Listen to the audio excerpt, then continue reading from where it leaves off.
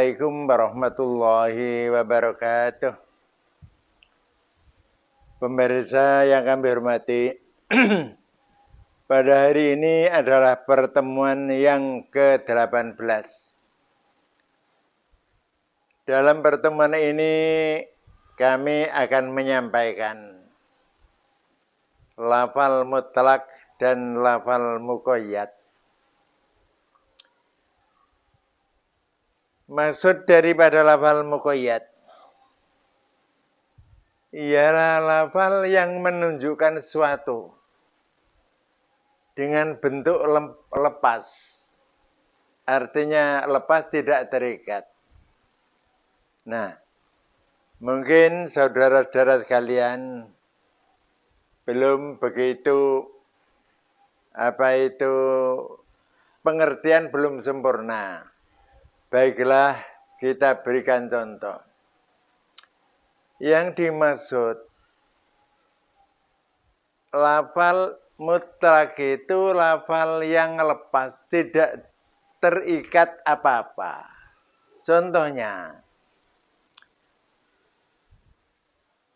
di dalam kafaroh atau denda seorang yang membunuh,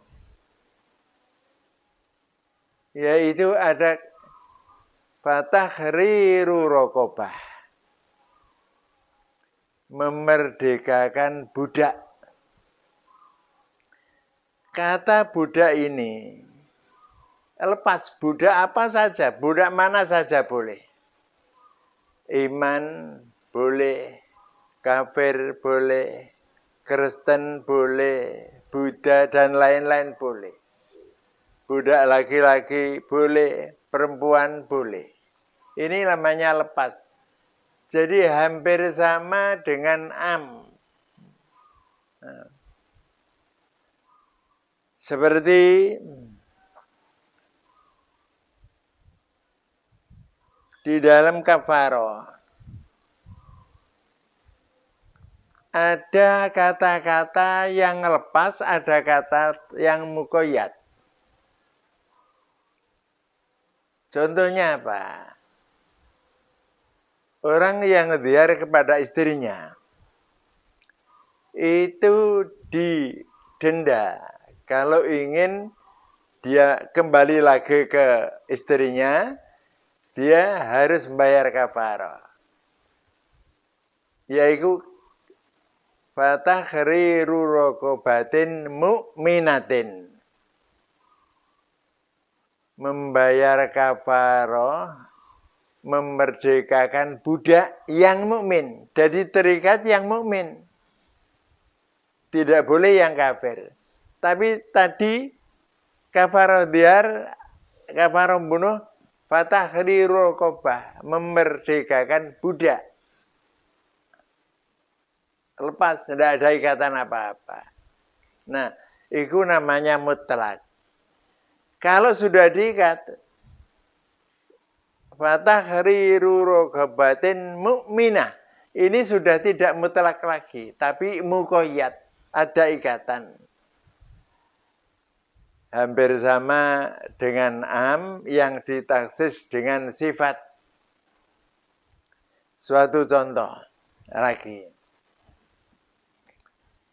Saya menyuruh kepada seorang, belikanlah saya seekor kambing atau seekor sapi. Ini lepas, diberikan sapi putih, besar, betina, laki-laki boleh, karena tidak ada ikatan. Itu namanya mutlak, hampir sama dengan umum. Nah, tapi kalau saya sudah mengatakan, belikan sapi yang putih, sudah terikat putih, tidak boleh yang lain. Itu namanya sudah lafal muqayyad, sudah ada ikatan. Atau belikan saya sapi yang laki-laki, ya sudah terikat, harus sapi yang laki-laki, tidak boleh yang betina. Itu namanya sudah muqayyad. Jadi kalau definisinya bagaimana muqayyad? Kalau mutlak tadi sudah saya sampaikan definisinya, ialah suatu lafal yang menunjukkan sesuatu bentuk bebas, tidak ada ikatan apa-apa. Nah, sebaliknya, kalau muqayyad ialah suatu lafal yang menunjukkan sesuatu dengan ada ikatan.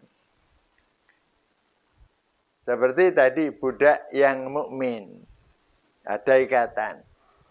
Budak yang laki-laki sudah diikat dengan laki-laki. Budak yang perempuan. Tapi kalau hanya budak saja, ini namanya lafal mutlak, bebas, tidak pakai ikatan. Nah, dengan demikian, kalau lafal itu sudah diikat, nah, namanya lafal itu muqayyad.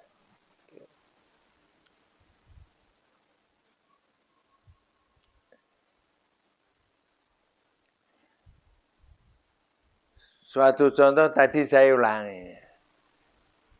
Di dalam ayat surat Mujadalah 92.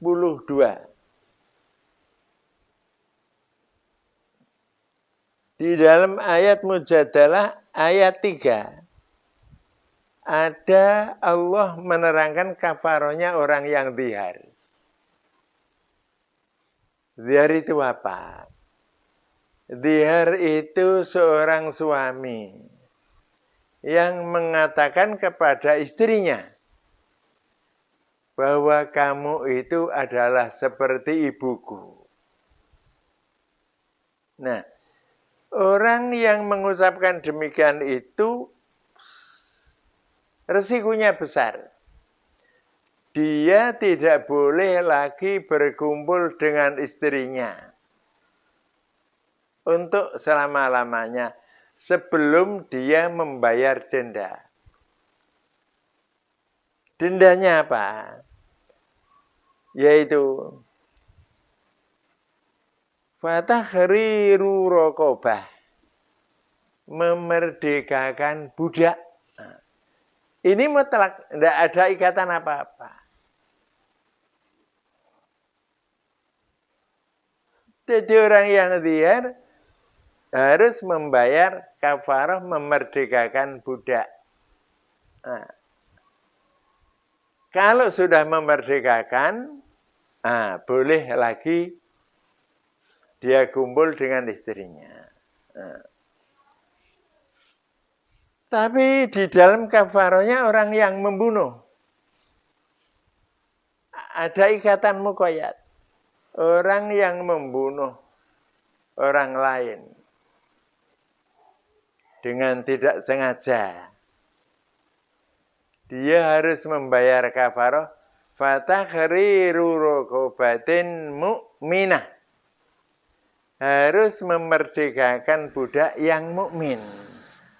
Nah, sekarang pertanyaannya, bagaimana yang dulu ada kafarah secara mutlak dan yang kafarah bunuh, kafarahnya memakai muqayyad, memerdekakan budak yang iman. Nah, terus bagaimana kalau ada sesuatu lafal di satu tempat mutlak, di satu tempat muqayyad? Nah, menurut ulama ahli usul, yang mutlak itu harus mengalah, harus tunduk kepada yang muqayyad. Meskipun kafarohnya zihar itu mutlak, tapi di dalam ayat lain ada kafaroh memerdekakan budak yang muqayyad, maka kafaroh zihar yang mutlak itu harus muqayyad seperti kafarohnya orang membunuh. Jadi harus memerdekakan budak yang mukmin. Ini. Jadi sekali lagi saya sampaikan, kalau ada dua lafal, yang sini mutlak, yang sini muqayyad, tapi barangnya sama. Ini ya budak, ini ya budak. Maka yang mutlak ini harus dia tunduk kepada muqayyad.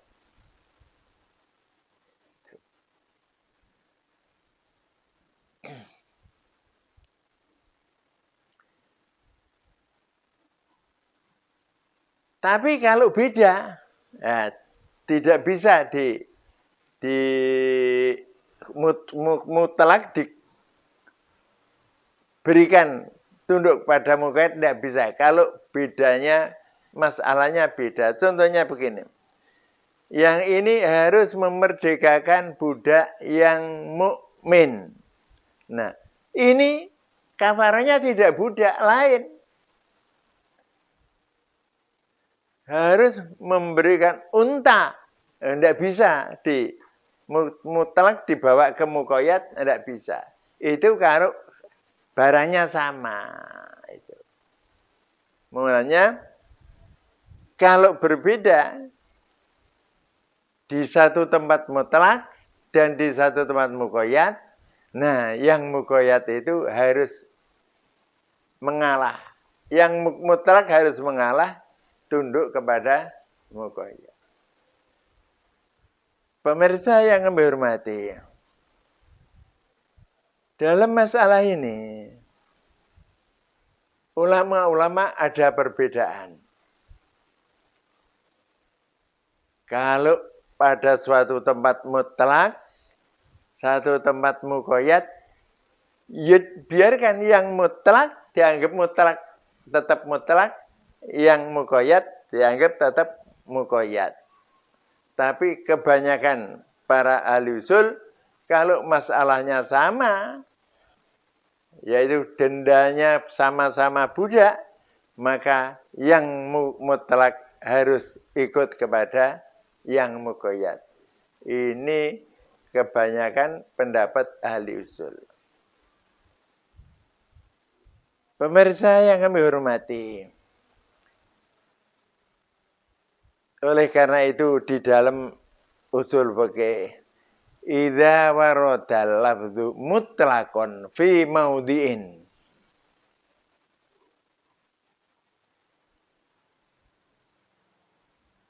mutlaqan fi maudhi'in wa fi maudhi'in akhar muqayyadan, khumilal mutlaq alal muqayyad.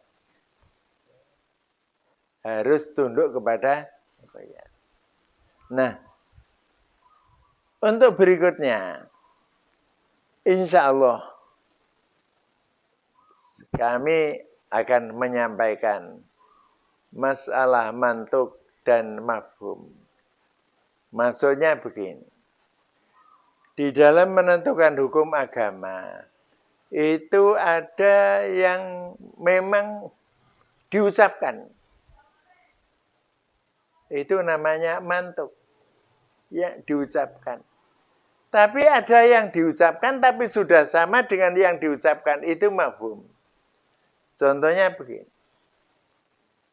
Saya melarang. Jangan meludah di lantai. Mantuknya melarang meludah. Nah, meludah ini namanya mantuk. Jangan meludah di lantai. Hukumnya haram. Nah. Karena apa disebut mantuk? Karena yang diucapkan itu meludah. Dilarang. Nah, sekarang pertanyaannya. Bagaimana kencing di lantai? Nah, tidak diucapkan. Tapi hukumnya sama. Kalau meludah saja dilarang, apalagi kencing atau berak di lantai. Meskipun tidak diucapkan. Itu sama. Nah, jadi meludah iku mantuk, kencing atau berak itu namanya mafhumnya, logikanya. Sama. Karena sama-sama mengotori lantai. Ini namanya mafhum muwafaqah. Nah, ada mafhum mukhalafah. Mafhum mukhalafah itu mantuk dengan mafhumnya berbeda hukumnya. Suatu contoh, saya mengucapkan kepada anak-anak atau murid, masuklah. Mantuke yaitu suruh masuk. Nah, berarti wajib masuk. Karena ada kata-kata mantuknya masuklah. Nah, sekarang keluar, boleh apa enggak? Nah, otomatis meskipun tidak diucapkan, jangan keluar. Mafhum mukhalafahnya, kebalikannya itu berarti dilarang. Jadi kalau saya masuklah, otomatis mafhumnya dilarang keluar. Kalau saya merintah mantuknya, duduklah. Nah, berarti dilarang berdiri. Itu namanya mafhum mukhalafah. Di dalam menentukan hukum ini, mantuknya bisa dijadikan pegangan sebagai hukum, mafhumnya pun juga bisa dijadikan sebagai dasar hukum. Suatu contoh saja. Kalau Allah Subhanahu wa taala melarang, wala taqul lahuma uffin. Janganlah kamu nyentak wong tua. Mantuknya nyentak. Tapi bagaimana memukul orang tua tidak diucapkan? Ya haram. Meskipun tidak diucapkan, tapi sama-sama menyakiti wong tua, ya haram. Nyentak saja haram, apalagi memukulnya. Meskipun memukul tidak diucapkan. Yang diucapkan, yang mantuknya hanya jangan nyentak. Jadi mantuk itu ada mantuk, mafhum itu ada mafhum mukhalafah dan ada mafhum muwafaqah. Insya Allah nanti akan kami jelaskan secara sempurna untuk pertemuan yang ke-19 mengenai mantuk dan mafhum. Saya kira cukup sekian saja dan saya akhiri. Wassalamualaikum warahmatullahi wabarakatuh.